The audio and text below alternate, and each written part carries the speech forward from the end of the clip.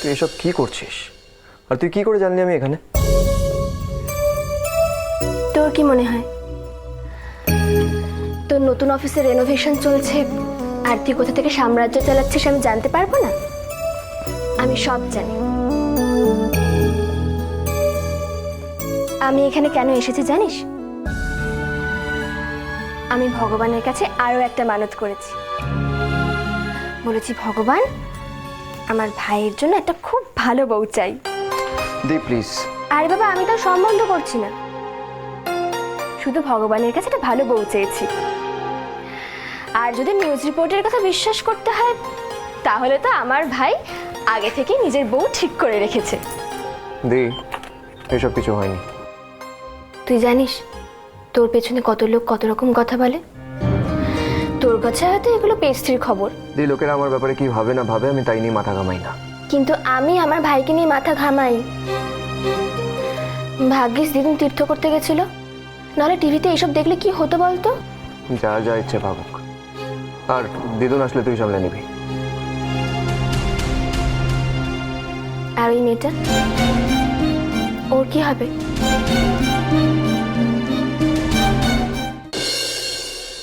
খুব কি দরকার ছিল ভেবে বের হওয়ার?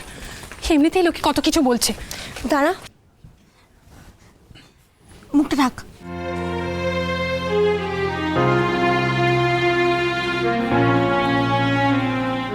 এখন ঠিক আছে তো? এখন তো আর আমাদের কেউ চিনতে পারবে না। কিন্তু দিদি, আমাদের তো যেতে হবেই। আমাদের কত বড় অপমান হলো বলতো?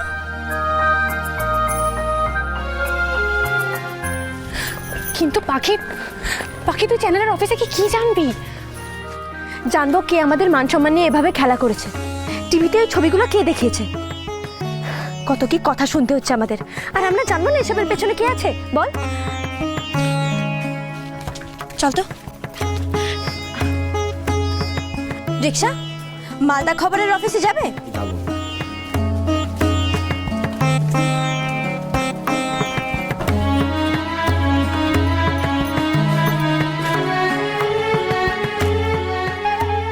একেবারে কোণের সাথে অরণ্য সিংহরায় কোলে এসে পড়েছে।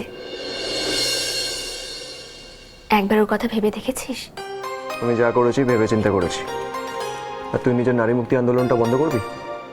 এটা আমার অফিস, কাজ করতে দে। আর তুই আমার ভাই, এটুকু অধিকার তো আমার আছে। কখনো এসে আমাকে বিরক্ত করবি, কখনো এসে বলবি এটা আমার অধিকার।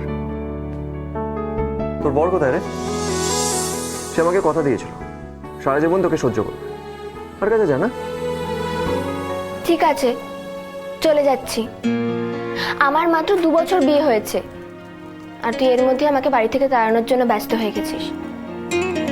এরকম জানলে না আমি তোর বাড়ি, তোর অফিস করতেও আসতাম না।